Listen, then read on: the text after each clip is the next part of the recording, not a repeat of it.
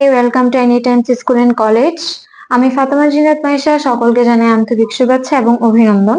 তো বন্ধুরা, আজকে আমি নিয়ে এসেছি এইচএসসি ফিনান্স প্রথম পত্রে অধ্যায় 6 দীর্ঘমেয়াদী অর্থায়ন যশোর বোর্ড 2022-এর 10 নম্বর অঙ্কটি। তো চলো প্রথমে আমরা অঙ্কটি বুঝে নিব। দেখো, জনাব মিঠু তার অলশর্ত বন্ডে বিনিয়োগ করতে চাচ্ছেন। তিনি বন্ড বাজার অনুসন্ধান করে দুটা বন্ড নির্বাচন করেন। উভয় বন্ডের অবহিত মূল্য দেওয়া আছে 1000 টাকা, প্রত্যাশিত আয়ের হার দেওয়া আছে 10%। এরপরে বক্সে আমাদেরকে একটা দেওয়া আছে bond number A, bond number B, coupon সুদের হার 12%, বাজার মূল্য 1100 আর বি এর হচ্ছে 600। এ বন্ডের মেয়াদ দেওয়া নাই আর বি বন্ডের মেয়াদ হচ্ছে 12 বছর। এ বন্ডের পরিপক্ষ মূল্য 1000, বি বন্ডের পরিপক্ষ মূল্য 1500। ওকে, তো চলো এখন আমরা অঙ্কটা প্রথমে শুরু করব। আমাদেরকে গতে কি বলা হয়েছে দেখো, আমাদেরকে গতে বলা হয়েছে এই বন্ডের চলতি আয়ের হার নির্ণয় করার জন্য। তো দেখো, আমরা প্রথমে সূত্রটা লিখে ফেলেছি। এই বন্ডের চলতি আয়ের হার সমান সিওয়াই মানে কারেন্ট ইল্ড সমান I divided by SV into 1000। এখানে আই মানে হচ্ছে যে কুপন সুদের পরিমাণ। তো কুপন সুদের পরিমাণের সূত্র আছে FB into CIR, that means অবিহিত মূল্য। এফবি মানে হচ্ছে ফেস ভ্যালু, যেটা আমাদেরকে এখানে দেওয়া আছে অবিহিত মূল্য 1000 টাকা।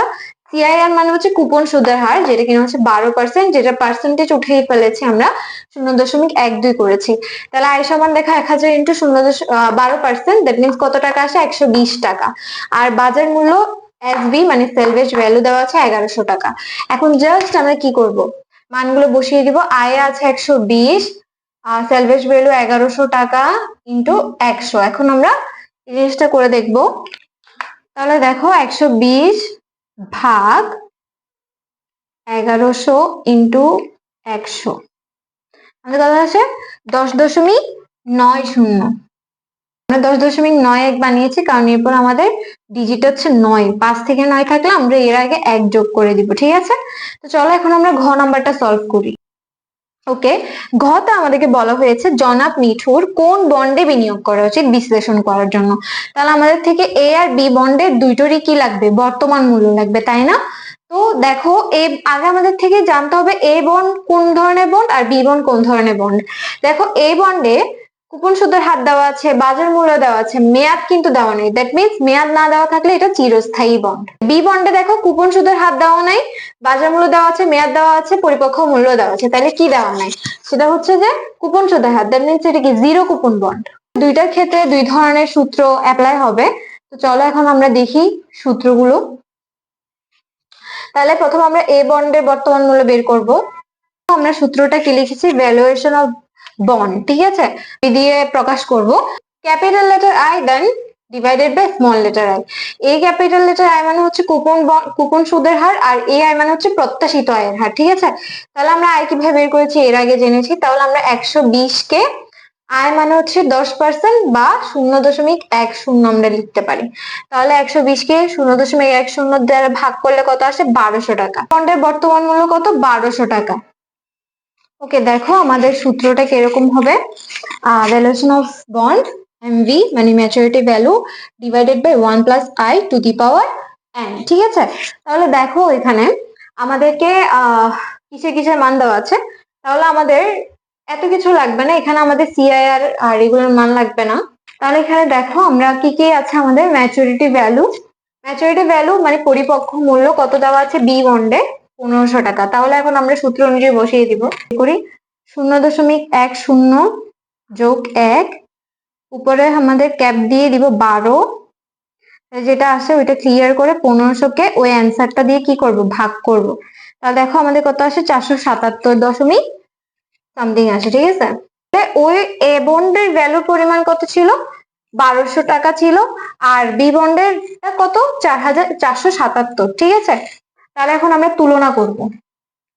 তাহলে দেখো, আমরা তুলনা করব, আমরা সুন্দরভাবে এভাবে লিখবো তুলনা, মানে এ আর বি বন্ডের বর্তমান মূল্য বের করবো। তোমরা খাতার নিচে এভাবে লিখবে, বন্ড লিখবে, ভ্যালুয়েশন অফ বন্ড মানে যেটা তোমরা উত্তর পেয়েছো এ বি এর, তারপর সেলভেজ ভ্যালু মানে হচ্ছে বাজার মূল্যের সাথেই তুলনা করতে হয় মূলত। যদি পার্থক্য বের করো তাহলে ভালো, আর যদি পার্থক্য অবশ্যই বের করতে হয়, পার্থক্য অবশ্যই কখন বের করতে হবে, যখন দুইটাতে বিনিয়োগ করা সম্ভব হচ্ছে। কারণ আমরা তো যে কোনো একটা বেছে নিব, তাই না? আমাদেরকে বলেছে কোন বন্ডে, তাহলে যে কোনো একটা। তো পার্থক্য যখন তখন বের করতে হয় যখন আমরা দুইটা বন্ডে বিনিয়োগ করতে পারছি, কিন্তু পার্থক্যের মাধ্যমে আমরা বুঝবো আসলে আমাদের কোনটাতে বেশি বিনিয়োগ প্রযোজ্য হচ্ছে। তাহলে দেখো, এ বন্ডে আমাদের কাছে আছে 1200 টাকা, বাজারে বিক্রি হচ্ছে 1100 টাকা, দ্যাট মিনস আমাদের 100 টাকা হাতে বেশি থাকবে, তাহলে আমরা এটা কিনতে কি এলিজিবল হবো, রাইট? বিটা আসো, আমাদের বাজারে হচ্ছে 600 টাকা, কিন্তু আমাদের হাতে 477.95 টাকা, তাহলে এটা কিনা কি পসিবল? এটা কিনা পসিবল না। তাহলে তুমি এমনি উত্তর লিখে দিতে পারো যে এই বন্ডে বিনিয়োগ করা উচিত। অথবা তুমি চাইলে এখানে দেখো, এই ক্ষেত্রে তুমি পার্থক্যটা ম্যান্ডেটরি না, তুমি চাইলে দিতে পারো, না চাইলে না। তাহলে আমাদের এটা কি আসতেছে? মাইনাস আসতেছে, ঠিক আছে? আমরা একটু মাইনাস করে লিখবো। তাহলে এখানে এই ক্ষেত্রে কি হচ্ছে? ক্ষতি হচ্ছে না। দ্যাট মিনস এখানে আমাদের কি বন্ড বিনিয়োগ করা উচিত না। তোমরা পার্থক্য না বের করলেও চলবে, এক্ষেত্রে কোনো পার্থক্য আমার মনে হয় না বের করা উচিত। যদিও হয় তাহলে এটা মাইনাস আসে, তখন তোমার লিখতে হবে এক্সট্রা ভাবে যে ক্ষতি হচ্ছে, তো তোমরা এটাই লিখবে, ঠিক আছে? তাহলে তোমরা এটা লেখার পর তোমরা কি লিখবে? এটা জাস্ট দেখা দিলে হয়ে যাবে, তোমরা লিখবে এমত অবস্থায় জনাব মিঠুর এই বন্ডে বিনিয়োগ করা উচিত হবে। দ্যাটস ইট, এরকম করলে লিখলে হয়ে যাবে। তো আশা করি তোমাদের ক্লাসটি ভালো লেগেছে, যদি ভালো লেগে থাকে অবশ্যই কমেন্টে জানাবে, এবং তোমাদের সমস্যাগুলো আমাকে কমেন্টে জানাবে। এবং তোমাদের যার যে অঙ্কের সমস্যা, যার যে অধ্যায়ের সমস্যা আমাকে জানাতে ভুলবে না। দেখা হচ্ছে অন্য একটি ক্লাসে, ততদিন পর্যন্ত সুস্থ থাকো, ভালো থাকো, আল্লাহ হাফেজ, আসসালামু আলাইকুম সবাইকে।